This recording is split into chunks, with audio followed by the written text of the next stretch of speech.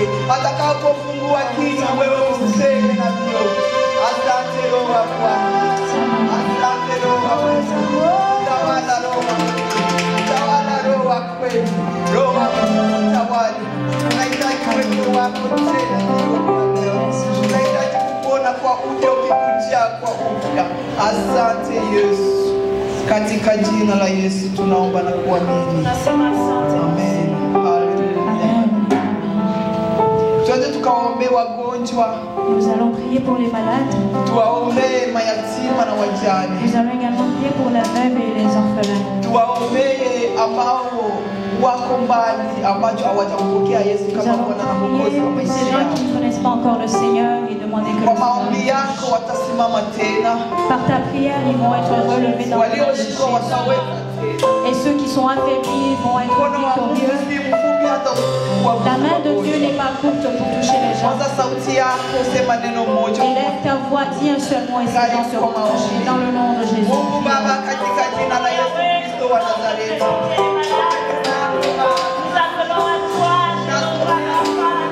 Maana twajua ya kwamba wewe ndio mganga mkuu. Wewe ndio daktari wa madaktari. Wewe ndio mtuponyaye magonjwa yetu. Sababu umechukua pia na magonjwa. Kuna wote ambao Bwana hawawezi hospitalini. Wanaumia usiku na mchana. Wanalia hawana amani. Mili yao haiwaruhusu Bwana kuwatazama. Naomba mkono wako ambao si mfupi uwaguse. Uwaponye Bwana, uwasimamishe. Usiwaache Bwana. Wasije kabla hawajakujua. Wasije kabla hawajakutambua. Wamekatishwa tamaa na wengine na madaktari. Wameambiwa kuwa hawajakufa. Lakini wewe Yesu ndio kituo cha damu. Wewe wajikuja damu. Wewe Baba ukaupatie uzima. Rudisha afya yao. Tazame Bwana. Fariji mioyo yao. Waliopoteza waume zao. Wanalia usiku na mchana Bwana. Wamebaki na mayatima. Wengine wameshanyang'anywa mali yao. Baba usiwaache. Fariji mayatima. Wewe ndiye Baba wa mayatima. Usiwaache Bwana. Ukawafariji walioko mabarabarani. Bwana uwatunze kwa ajili ya wema wako. Kwa ajili ya rehema zako. Usiwaache. Bwana tunawaweka wale ambao hawajakujua mikononi mwako. Bwana ukawafungue. Wamefungwa na minyororo ya shetani. Baba ukawafungue walipo. Tuma neno lako Bwana ili kuwaponya na kuwaponya na maangamizi. Usiwaache Bwana. Usiwaache Mungu. Wafungue walezi. Wasogeze katika zizi zako. Ponya mioyo yao. Ponya nafsi yao. Bwana anakataza minyororo inayowafunga jioni ya leo. Wawafunge upendo wako. Wafungue kama Bwana na Mwokozi wa maisha yao. Usiwaache Bwana. Nitume neno lako Bwana kwa watu wako.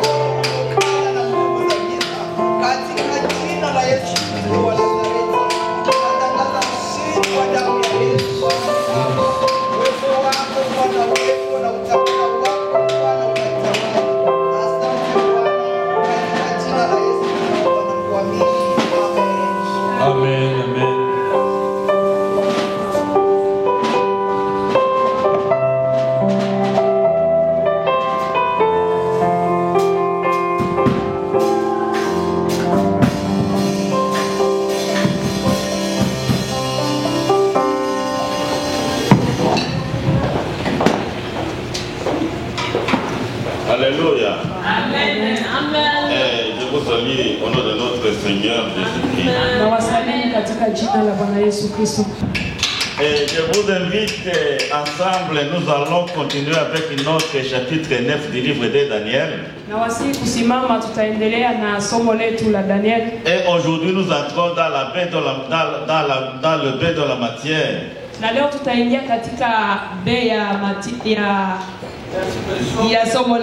Nous allons voir et essayer de comprendre les 70 semaines de Daniel.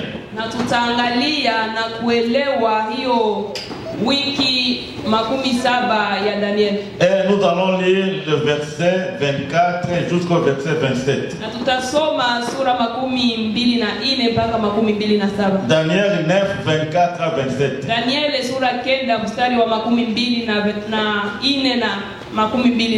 Nous lisons au nom de Jésus.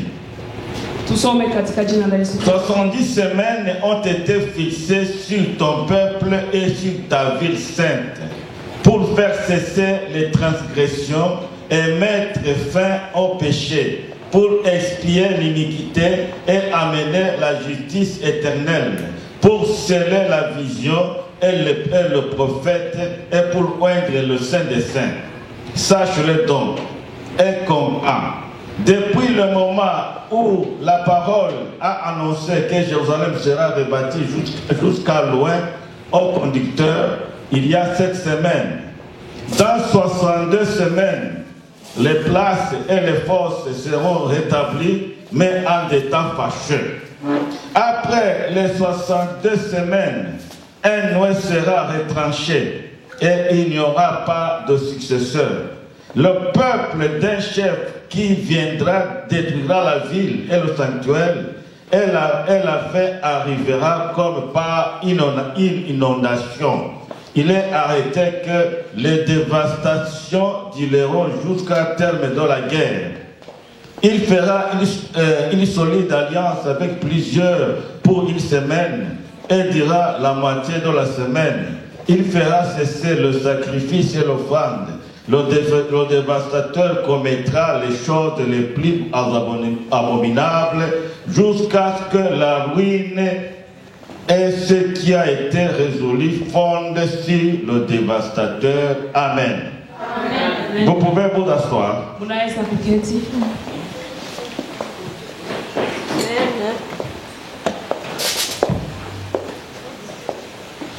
Bon, comme je vous disais, nous parlons de la 70e semaine de Daniel. Na kama vile nilivyoambia tunaongelea kuhusu wiki 17 ya Daniel. L'empire babylonien était tombé et remplacé par l'empire médo-perse. Na hiyo utawala wa Wababiloni ulikuwa umetawaliwa na utawala wa Perse. L'empire perse, na hiyo utawala wa Perse, ce nouveau régime, hiyo utawala wa mpya plus humain, ambayo uko sawa vile wa kimtu, a fait naître pour les Juifs l'espoir du retour d'exil. Na ulipima kuonyesha Wayahudi kurudia uhamishoni, auquel les Babyloniens s'étaient opposés. Na hakuna yule wa Babiloni ambaye aliyepinga. Alléluia. Amen. Je ne le dirai jamais assez. Sitachoka na kuisema. L'exil fut pour le peuple d'Israël une sérieuse mise à l'épreuve. Na hiyo uhamishoni ilikuwa kwa ajili ya taifa ya Waisraeli mambo magumu. Ça a duré longtemps. Na ilikawia. Et cette épreuve, na hiyo kipimo, qui a duré 70 ans, ambayo ilifanya miaka 17, a été pour le peuple juif.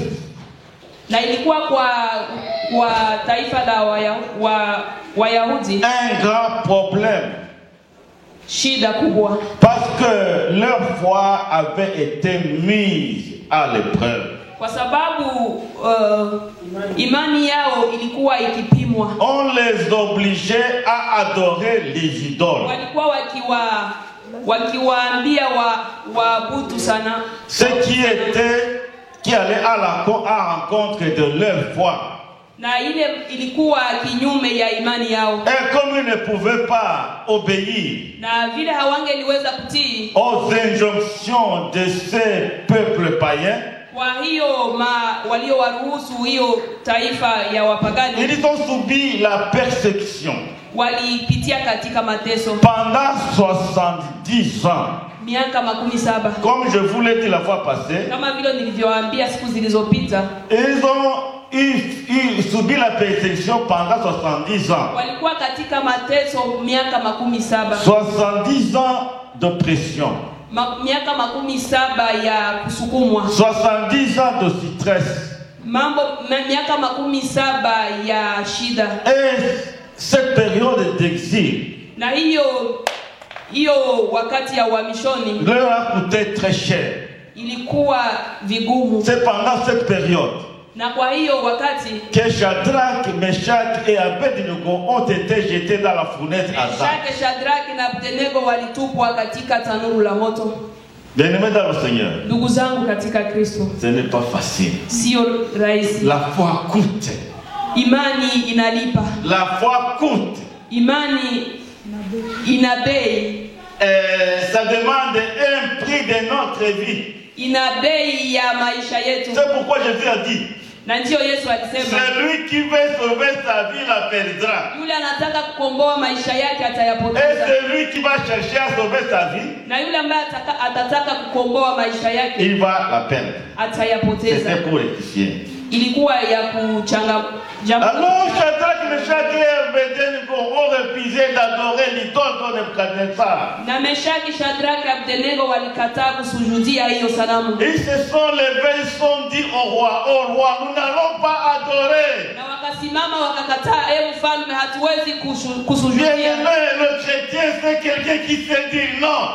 Mkristo ni yule ambaye anajua kusema hapana. Un chrétien ne tergiverse pas devant le compromis. Mkristo hajizunguruke hapo mbele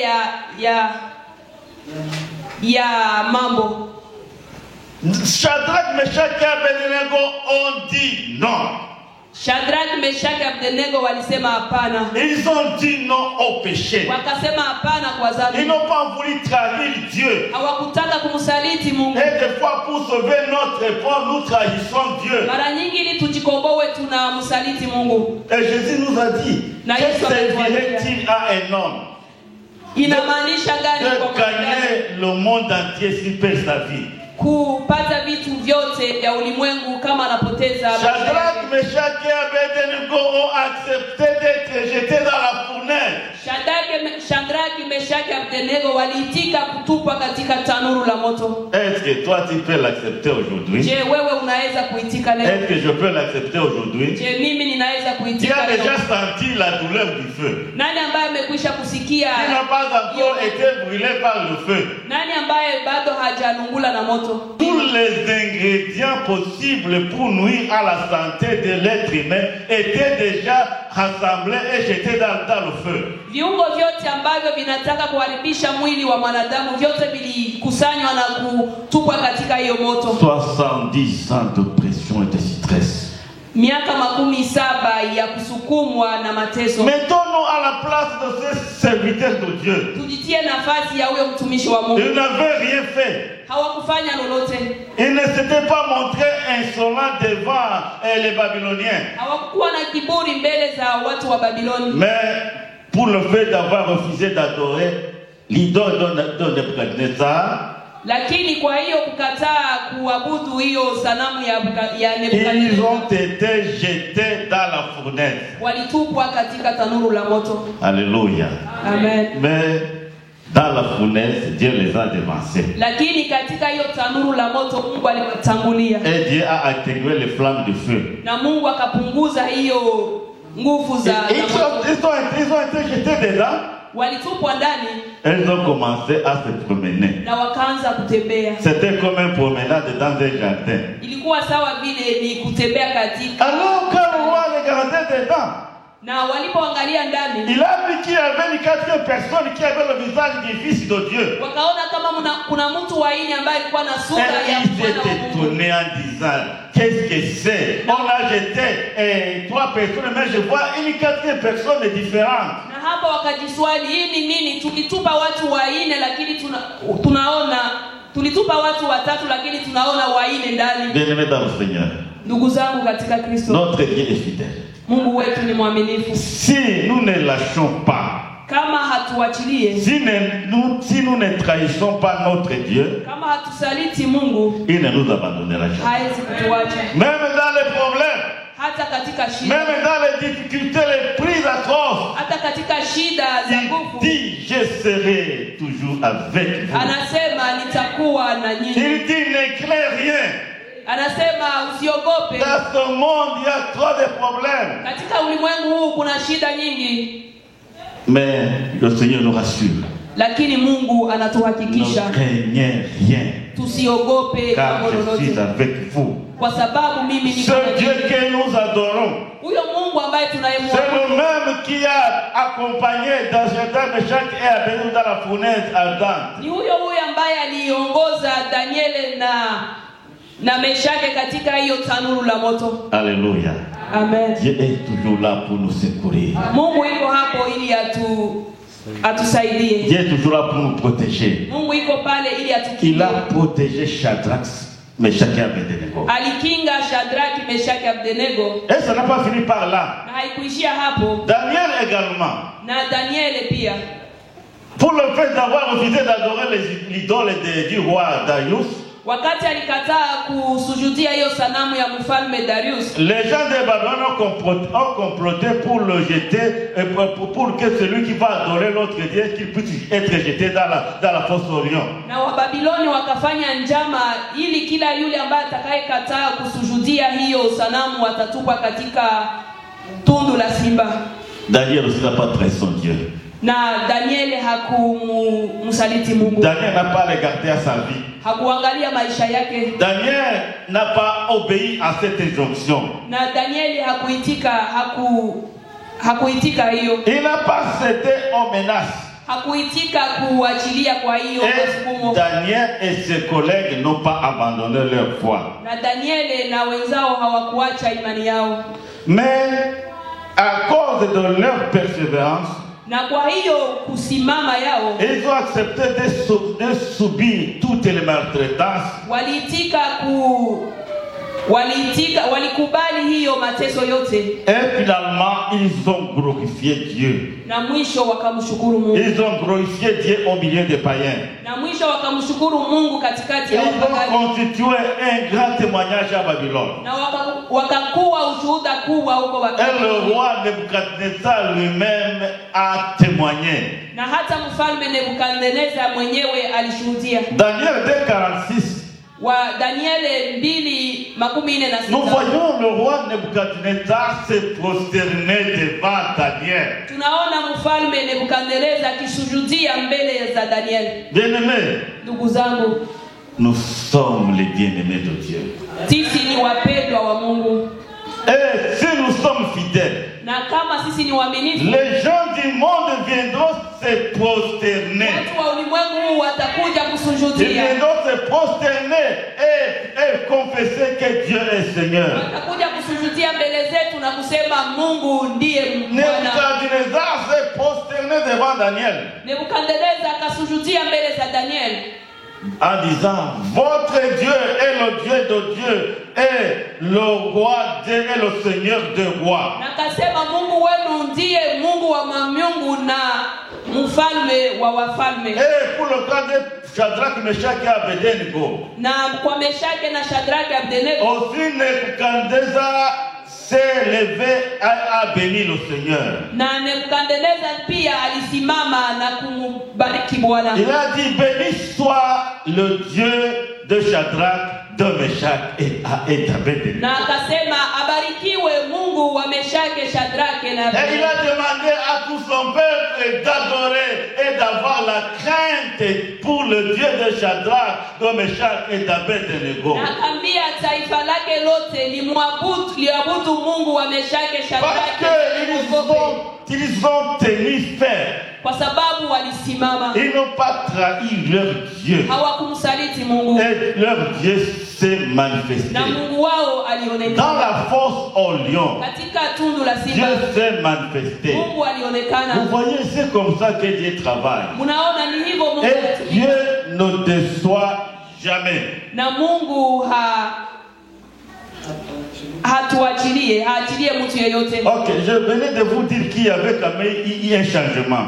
Na nilitaka kuambia kama kulikuwa mabadiliko. L'empire babylonien a été remplacé par l'empire médo-perse. Hiyo utawala wa Babilone ulitawaliwa na utawala wa Waperse. Un régime plus humain. Na hiyo utawala ulikuwa qui était pour le retour des exilés juifs chez eux. Ilikuwa ni kwa ajili Wayahudi warudie kwao. Peut-être que Daniel s'était posé une question. Na sijue kama Daniel alijiswali, que prévoit le programme de Dieu? Nini programu ya Mungu inatayarisha? Alléluia. Que prévoit le programme de Dieu? Mpango ya Mungu inatayarisha nini? Pour ma vie, pour ta vie. Kwa ajili ya maisha yangu. Je dois ne pas me poser cette question. Inajua kama kila mtu anaanza swali. Que prévoit le programme de Dieu? Mpango wa Mungu unatayarisha. Quel est le plan de Dieu pour ma vie? Je, mpango wa Mungu kwa ajili ya maisha yangu ni nini? Alors Daniel, en se posant cette question, na Daniel kwa kujiswali hiyo swali, il ne s'est pas arrêté par là. Hakubakilia hapo. Il a fait deux choses. Akafanya mambo mawili. Daniel a commencé à sonder les Écritures. Na Danieli akaanza kuingia ndani ya maandiko. Et en sondant les Écritures, Na kwa kuingia undani ya maandiko, dans Jérémie 25:10, katika Yeremia 25 mstari wa 10, il a trouvé une promesse. akaona ahadi. Jérémie 25:10, Yeremia 25 mstari wa 10, la parole de Dieu dit, neno linasema, lorsque 70 ans seront accomplis, na wakati miaka 17 itaenea, je vous visiterai nitawatembelea et j'accomplirai envers vous ma bonne parole pour vous faire revenir en ce lieu. na nitatimiza mbele yenu neno langu nzuri ili niwarudishe katika. Alléluia. Amen. Lorsque 70 ans seront accomplis, Wakati miaka 17 itaenea, je vous visiterai. nitawatembelea. Bien-aimés dans le Seigneur, Ndugu zangu katika Kristo, Dieu a un plan Mungu ana mpango pour la vie de tout et chacun. kwa ajili ya maisha ya kila Dieu mtu. a fixé un temps. Mungu ameweka wakati, Et souvent, le temps que Dieu a fixé pour nous, na mara nyingi wakati Mungu ameweka c'est mbele un yetu, temps rempli de problèmes et des épreuves de toutes sortes. ni wakati ambao umejaa mateso na imejaa mateso ya kila aina. Mais Dieu dit, Lakini Mungu anasema, j'ai fixé 70 ans. nimeweka miaka 17, Quand les 70 ans seront accomplis, na hiyo miaka itakapoenea, je vous visiterai. nitawatembelea. Alléluia. Amen. Je vais vous dire ceci. Ninawaambia hivi, Chacun a ses 70 ans. kila mtu ana hiyo miaka yake 17. Chaque chrétien a ses 70 ans. Kila Mkristo ana miaka yake 17. J'ai 70 ans. Niko na miaka yangu Tu as tes 17. 70 Niko ans. na miaka yako Les 17. 70 ans, c'est le symbole du temps que Dieu a planifié pour te Na visiter. hiyo miaka 17 ni mfano wa wakati ambao Mungu ameweka ili Tu akutembelee. as commencé à te fatiguer. Umeanza kuchoka, Tu as commencé à désespérer. umeanza kukata Tu tamaa, as commencé à te poser mille et une questions. umeanza kujiswali maswali mingi, Mais Dieu te donne cette promesse. lakini Mungu anakupatia hiyo. Lorsque 70 ans seront accomplis, Wakati miaka yako 17 itaenea, je te visiterai nitakutembelea et j'accomplirai avec toi ma parole. na nitatimiza na wewe neno langu. Bien-aimé dans le Seigneur, Ndugu zangu Dieu katika a le plan. Mungu ana mpango, Dieu veut te visiter. anataka Et il va te visiter. Mais il y a un temps pour l'épreuve. lakini kuna wakati kwa ajili Ces ya 70 ans vont bientôt se terminer. hiyo miaka 17 tayari Et itakuja. tu vas voir la gloire de Dieu. Utaona mkono wa Tu Mungu, vas voir comment Dieu agit. utaona Tu jinsi vas Mungu voir comment anatenda. Dieu visite ses peuples. Utaona jinsi Mungu anatembelea Tes taifa lake. 70 ans, Miaka tu 17 yako en as aussi.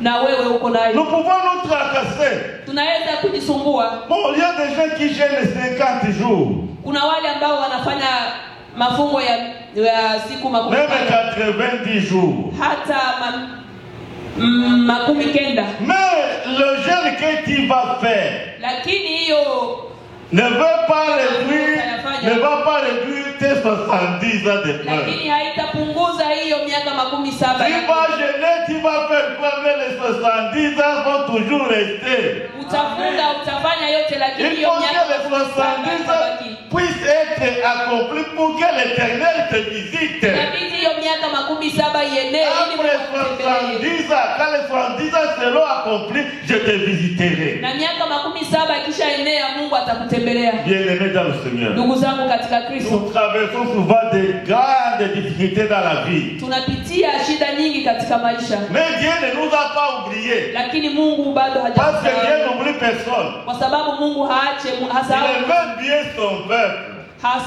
mtu, Il aimait bien son peuple. anawapenda taifa lake, Mais il a fixé 70 ans d'épreuve. lakini akaweka miaka 17 ya mtihani. Bien-aimés dans le Seigneur, Ndugu zangu katika Kristo, prenons courage.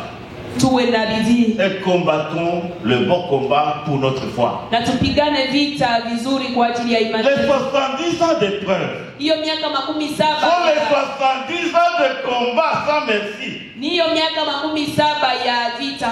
70 ans de combat. Ni miaka 17 70 ans de pression. miaka 17 ya kusumbuka. 70 ans de stress. Miaka 17 ya shida. Dieu a fixé ça. Mungu aliweka. Mais il dit, Lakini anasema après les 70 ans, mwisho ya hiyo miaka 17 je vous visiterai nitawatembelea et j'accomplirai ma parole. na nitatimiza neno langu. Dieu va accomplir sa parole. Mungu atatimiza neno lake. Quand le temps de l'épreuve va finir. Wakati hiyo wakati ya mitihani itaisha. Lorsque le temps fut accompli, Wakati ulipotimia, Dieu a réveillé l'esprit d'Osiris, Mungu akafunua hiyo roho ya Sirisi, roi des Perses, mfalme wa Persia, afin de laisser rentrer les Juifs dans leur pays. ili awachilie Wayahudi warudie nchini kwao. Alléluia. Quand le temps fut accompli, Dieu des temps, il contrôle le temps. Mungu wa wakati Dieu n'est jamais en retard. bado hajawahi, Jamais en retard. hakuja nyuma. Il ne peut pas être en retard même une seconde. Haezi chelewa hata sekunde moja. C'est le Dieu des temps. Ni Mungu wa wakati. C'est Dieu qui contrôle le temps. Ni Mungu ambaye Et anaangalia c'est wakati. aussi celui qui domine toutes les circonstances. Na yeye ndiye anaangalia mambo yote. Il a fallu que Jésus vienne sur terre. Na hapo ilibidi Yesu Kristo akuje duniani. Et en Jean 4, verset 24, Na Yohana 4:24, il y avait la discussion entre les Samaritains et les Juifs. na kulikuwa mabishano kwa Wayahudi. Les Samaritains disaient pour adorer, les Samaritains disaient que pour adorer, il faut aller au mont Garizim. Na Wasamaria walikuwa wakisema kama kuabudu Mungu inabidi uende katika mlima wa Garizim. Et les Juifs disaient pour adorer Dieu, il faut aller à Jérusalem. Na Wayahudi walikuwa wakisema ili umwabudu Mungu inabidi uende Yerusalemu. Il y a une conception amoindrie de Dieu.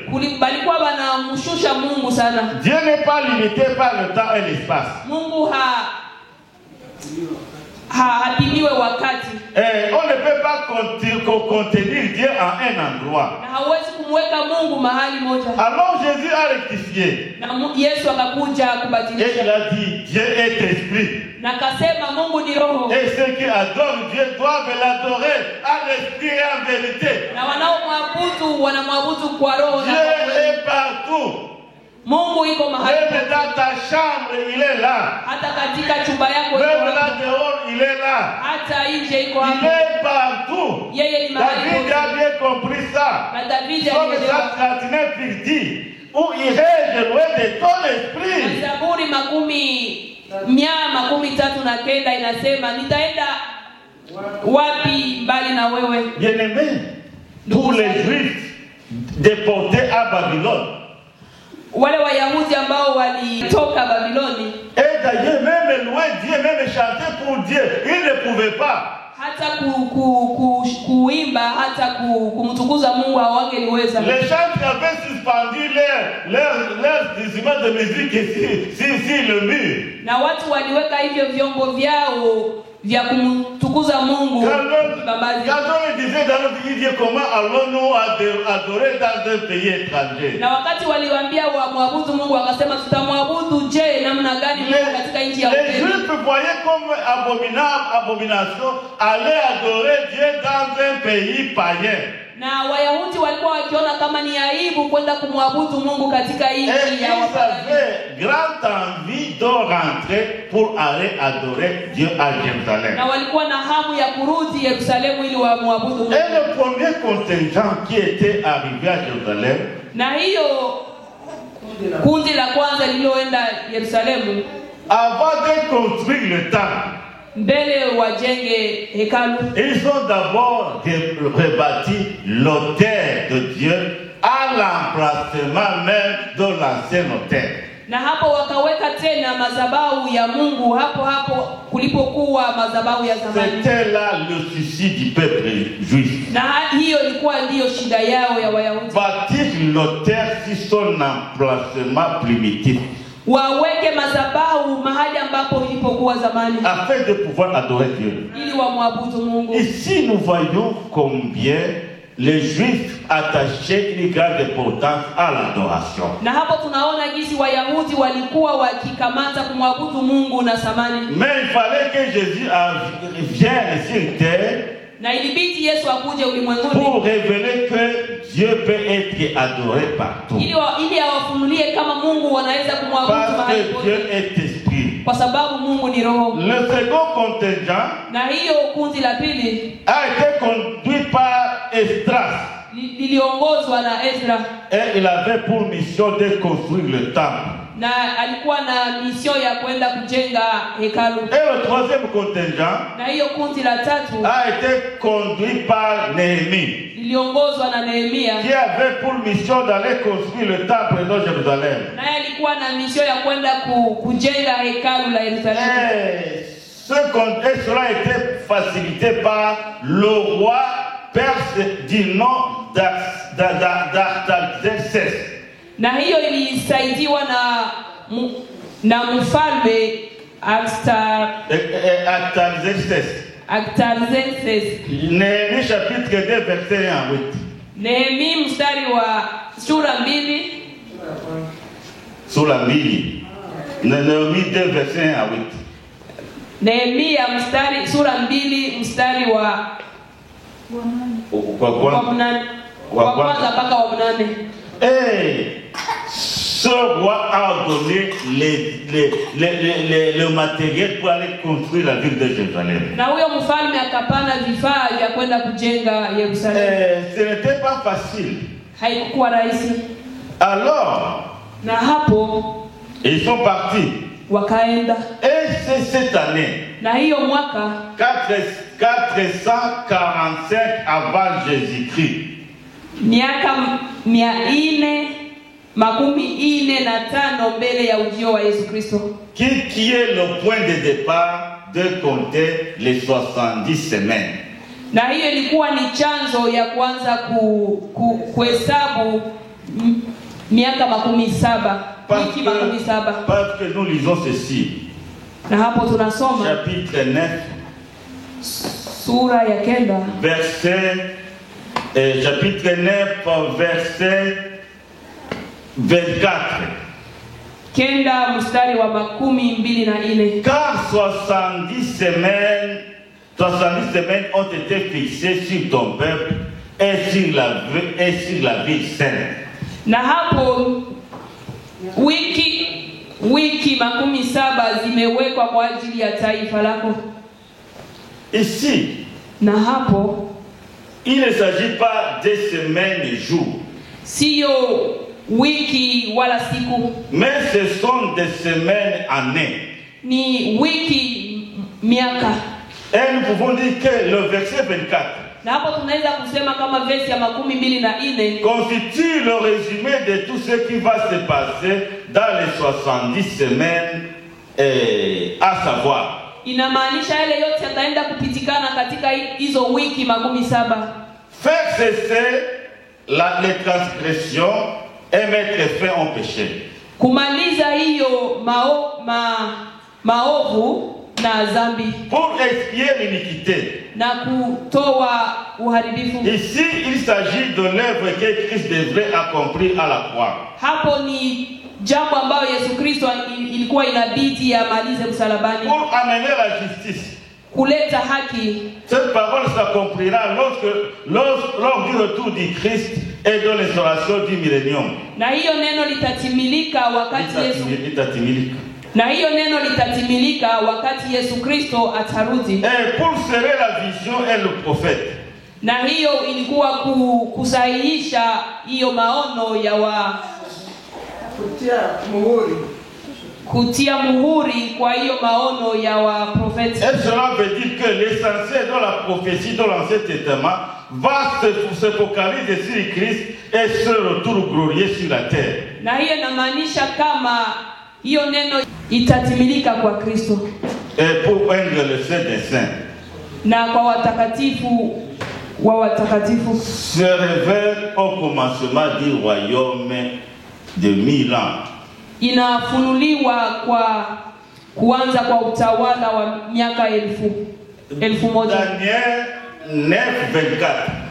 Daniel 9:24 passe en revue et explique l'essentiel de l'histoire juive. Inafafanulia hiyo historia ya Wayahudi Qui a commencé au moment de la construction du temple. ilipoanza walipojenga hekalu 445 avant Jésus-Christ. miaka 445 mbele ya ujio wa Yesu La Kristo. construction avait pris 49 ans. Na hiyo majengo ilikamata miaka 49. Alors quand on compte 70 semaines, Na tunapohesabu hiyo wiki 17 on commence en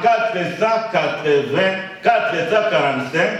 tunaanza kwa miaka 445 Et on enlève les 49 ans qui ont été utilisés pour construire le temple. na tunatosha hiyo miaka 49 ambayo ilitumiwa kwa kujenga hekalu. Alors il va rester 396 ans qui vont aller jusqu'à la 32 après Jésus-Christ. Ambayo itaenda hata kwa kurudi kwa Yesu Kristo. Le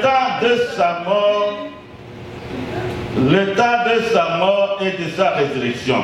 Wakati wa kukufa na kufufuka kwake. Alors le verset 25. Na hapo kwa verse 25 Le chapitre 9 donne l'explication. ya chapitre ya verse ya 9 inapana ufafanuo. Sache-le donc et comprends. Uijue na uelewe. Depuis le moment où la parole a annoncé que Jérusalem sera rebâtie jusqu'à loin, Na wakati neno lilipokuja na kusema kama Yerusalemu il itajengwa, faut comprendre que loin c'est notre Seigneur Jésus-Christ. na hapo muelewe kama mpakaliwa ni Yesu Kristo. Jusqu'à loin au conducteur, Na mpakaliwa mwongozi il y a 7 semaines. kutakuwa juma 7 Et dans 62 semaines, na katika hizo wiki 17 les places et les postes seront rétablis mais en état fâcheux. Alors qu'est-ce que ça veut dire na hiyo inamaanisha dans nini? cette explication? Katika mafafanuo Verset 25. verse ya 25 Depuis le moment où il a été annoncé que le temple sera construit, na wakati waliposema kama hekalu litajengwa il y a 7 semaines. kuna wiki 7. C'est-à-dire que le temple de Jérusalem va être construit en 49 ans. Na hapo inamaanisha kama hekalu la Yerusalemu litajengwa kwa miaka 49. Mais quand tu prends alors 445 moins 49 ans, Na unapokamata miaka 445 unatosha 49. il va rester 386 ans. Utabakia miaka 386. Alors c'est à partir de cette année-là, des 396, qui vont aller jusqu'à la 32 après Jésus-Christ. Na hiyo miaka ndiyo itaenda hata hiyo kurudi kwa Yesu Et Kristo. c'est dans cette période que s'inscrit les 62 semaines. Na hapo ndipo kunaandikiwa hiyo wiki 62. Alléluia. Amen. Je ne sais pas si nous comprenons. Sijue kama Je mnasikia. voudrais que nous comprenions bien. Nilitaka tuelewe vizuri. Verset 25. Verse 25. La parole dans la reconstruction de Jérusalem était tombée en 445. Hiyo neno ya kujenga tena Yerusalemu ilianguka kwa mwaka wa 449. Et la construction avait pris 49 ans. Na hiyo kujenga ilikamata miaka 49. C'est-à-dire que la construction a fini, la construction de Jérusalem a fini en 396. Na hiyo inamaanisha kama kujenga Yerusalemu iliisha kwa miaka 396. Alors à partir de 396, 96 avant Jésus-Christ, Na hapo kwa miaka 396 les 62 semaines de Daniel ont continué jusqu'à 32 après Jésus-Christ. na hizo juma 62 za Danieli ziliendelea mpaka ujio wa Yesu Kristo. Parce qu'il est dit, parce qu'il est écrit qu'après les 62 semaines, Kwa sababu imeandikwa kama mwisho ya hiyo wiki 62 le Messie sera retranché. Masia ataondoka. Et Jésus est mort à l'an 33. Na Yesu akakufa kwa mwaka wa 33. Bon, disons 33. Alors, 33. le Messie a été retranché. Na Masia aliondolewa. Toujours, si nous arrivons au verset 26, Na tunapofika kwa verse ya 6, et Jérusalem a encore été détruit. Yerusalemu ilibomolewa tena. Et à l'an 70, Na kwa mwaka wa 17 par l'empereur Romain Titus. kwa huyo mfalme wa Waroma Titus. Voici l'essentiel Muone mukamate jambo la des 70 semaines de Daniel. na hiyo kuhusu hiyo wiki 17 ya Daniel. Il s'agit des semaines années. Kuna ni wiki mwaka. Et le comptage commence en 445. Na kuhesabu inaanza kwa mwaka wa 445. Lors du décret d'Artaxerxès qui a donné l'ordre d'aller construire la ville de Jérusalem. Na wakati mfalme Artaxerxes alipotia muhuri ya kwenda kujenga hekalu. Et la construction a pris 49 ans. Na hiyo majengo ilikamata miaka 49. 7 semaines. 7 fois 7 égale 49. 7 mara 7 inapana 49. Et alors, les 62 semaines ont commencé à ce moment-là. Na hiyo wiki 62 ilianza hiyo wakati. Après la construction de Jérusalem, Mwisho ya kujengwa hekalu la Yerusalemu. le comptage des 62 semaines a commencé. Hesabu ya hiyo miaka 62 Et a fini avec 33 ou 32 avant Jésus-Christ, lors de la mort du Christ. Na iliisha miaka 33 wakati Yesu Kristo alipokufa. C'est là où il est écrit qu'au verset 26, il explique qu'à ce moment-là, le Messie sera retranché. Na hapo imeandikwa kwa verse 26 kama Masia ataondolewa. Et c'est là la prophétie de la mort, de la crucifixion et de la résurrection du Christ. Na hapo ndipo unabii wa kukufa na kufufuka kwa Yesu Kristo. Et jusque-là, nous n'avons que compté 69 semaines. Na mpaka hapo tumekwisha tu kuhesabu 69 semaines. Juma 69. C'est-à-dire 7 semaines plus 62 semaines, ça fait 69 semaines. Inamaanisha kama wiki 7 kuongeza wiki 69. Alors la 70e semaine n'a pas encore commencé. Hiyo wiki 7 haijaanza bado. La période de l'histoire de l'Église n'est pas comptée dans le déroulement de l'histoire juive. Na historia ya kanisa haihesabiliwe katika hiyo historia ya L'Église n'est pas du tout comptée dans les 70 semaines. Kanisa alihesabiwe katika hiyo wiki 17. L'histoire de l'Église est comme une parenthèse. Na historia ya kanisa imeweka kando. Parce que Dieu n'avait pas prévu que l'Église puisse naître.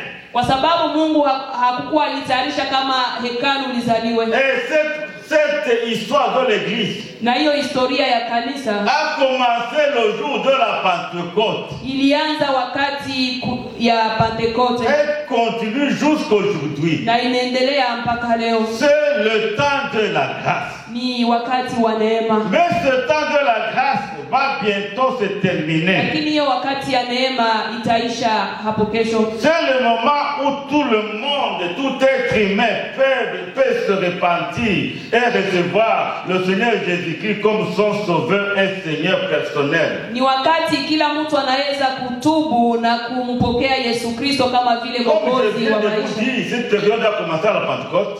Kama vile ninawaambia hiyo wakati ilianza wakati wa Elle va Pentekoste continuer jusqu'au retour du Christ. na itaendelea hata kwa ujio wa Yesu Quand Kristo. il reviendra et enlever son église. Wakati atakuja kunyakua kanisa. Alléluia. Amen. C'est le temps de la grâce. Ni wakati wa neema. Et la parole de Dieu nous invite Na neno la Mungu à linatuita nous approcher du trône de la grâce kuijogelea kiti cha rehema pour être secourus et obtenir miséricorde, être secourus dans nos besoins. ili tupate rehema na kusaidiwa katika C'est shida le zetu. moment où Dieu invite. Ni wakati Mungu anatuita, On appellera tout et chacun. anaita kila mmoja wetu, Car la grâce de Dieu, kwa sababu neema ya Mungu, source de salut, pour tous les hommes a été manifestée. wokovu kwa wanadamu wote imeonekana. Et nous enseigne à renoncer à l'impiété, Inatuita ili tupate kukataa maovu au convoitise charnel, kwa tamaa za mwili et à vivre dans le monde avec justice, sagesse et piété. na tuishi katika ulimwengu na haki na utakaso. Bien-aimés dans le Seigneur, Ndugu zangu katika Kristo, 70 semaines. wiki 17 Je résume encore. nina Commence nasema kifupi. avec le décret d'Artaxerxès en 445. Inaanza na hiyo kusahihishwa ya mfalme Artaxerxes kwa mwaka wa miaka 445 Lorsqu'il avait ordonné d'aller reconstruire la ville de Jérusalem. wakati aliruhusu waende kujenga hekalu la Yerusalemu. Alors, ce sont les 7 semaines que nous avons lues. Ni hizo wiki 7 ambazo Parce tulizosoma. que la ville de Jérusalem a été construite et achevée dans 49 ans. Na hiyo hekalu la Yerusalemu lilijengwa na kumaliza katika miaka 40 na Et après la fin de la construction de Jérusalem, na mwisho ya kujenga hekalu la Yerusalemu, alors les 62 semaines ont commencé. Wiki 62 ilianza Et vont à la crucifixion du Christ. na inaendelea mpaka kusulubishiwa kwa Yesu Kristo. 62 semaines. Wiki Après la mort et 60 la résurrection du Christ, kwa mbele ya kufa na kufufuka kwa Yesu Kristo, l'Église est née à la Pentecôte. kanisa lilizaliwa kwa Pentekoste. Mais l'Église n'entre pas dans l'histoire juive. Lakini kanisa haliingia katika historia ya Wayahudi, L'Église est une parenthèse. na kanisa limewekwa Il reste encore une semaine pour que nous atteignions 70 semaines. na hapo kunabakia wiki moja ili tueneze wiki 17. Et cette semaine-là est divisée en deux. Na hiyo wiki inagabuliwa mara pili, 3 ans et demi, miaka 3.5 dans lesquels l'Église va goûter à la tribulation. ambapo kanisa litahonja maombolezo, Ce que Jésus appelle dans Matthieu 24 les légères afflictions. yale ambayo Yesu anaita katika Mathayo 24 mateso ya kidogo. Et les 3 ans et demi restants, les 3 ans et demi restants, Na hiyo miaka 3 na nusu inabaki, c'est le temps où il y aura ce qu'on appelle la grande tribulation, ndio wakati kutakuwa hiyo mauziki kubwa, qui va concerner les incroyants et tous ceux qui n'ont pas voulu adorer Dieu. na hapo itaangalia wale wasitoamini na wale wote ambao hawakutaka C'est kumsikia là où Mungu. le diable va faire ce qu'il va faire. Na hapo ndipo shetani atafanya C'est analotaka, dans cette période de 3 ans et demi na ni wakati huo wa miaka 3 na que nusu même la Église va commencer à fonctionner publiquement. ndio Antikristo ataanza kutumika hadharani. Parce que aussi longtemps que l'église sera encore sur terre, Kwa sababu kanisa wakati linapokuwa lingali ulimwenguni, l'Antéchrist n'aura pas le temps de fonctionner comme ça. Antikristo hatakuwa na wakati ya kutumika hadharani. Son esprit agit déjà, Roho yake inatumika sasa, mais il ne peut pas travailler ouvertement. lakini haezi kutumika kwa Il uwazi. va falloir que l'église soit d'abord enlevée. Inabidi kanisa linyakuliwe. Bien-aimé, qu'est-ce que je veux dire encore? Ndugu zangu, ninataka kusema nini? Le temps est accompli. Muda umetimia. Jésus peut revenir prendre son église à tout moment. Yesu anaweza kurudi ukamata kanisa kwa wakati La wowote. prophétie des 70 semaines nous montre que nous sommes vraiment à la fin. Na hiyo unabii wa Danieli wa wiki 17 inatuonyesha kama tuko mwisho. Profitons de ce moment de la grâce Tufaidike hiyo wakati wa neema pour faire ce que nous devons faire, ili tufanye yale ambayo tunataka pour kufanya. arranger notre vie, Tutengeneze maisha yetu, pour nous repentir véritablement, tutubu kwa kweli, afin que si Jésus pouvait revenir d'un moment à l'autre, nous puissions être enlevés avec lui. Yesu akikuja kwa wakati wowote tunyakuliwe naye. C'est là mon souhait. C'est là mon souhait. Hiyo ndiyo hitaji yangu. Je vous invite à continuer à lire ce passage Ninawasihi muendelee kusoma hiyo pour somo bien comprendre ce que veut dire et le sens des 70 semaines de Daniel. ili muelewe vizuri inamaanisha nini hiyo wiki 17 ya Daniel. J'ai essayé de schématiser ce que je viens de dire. Nilipima kuweka shema ya yale ambayo nilisema. Que Dieu nous bénisse. Mungu atubariki.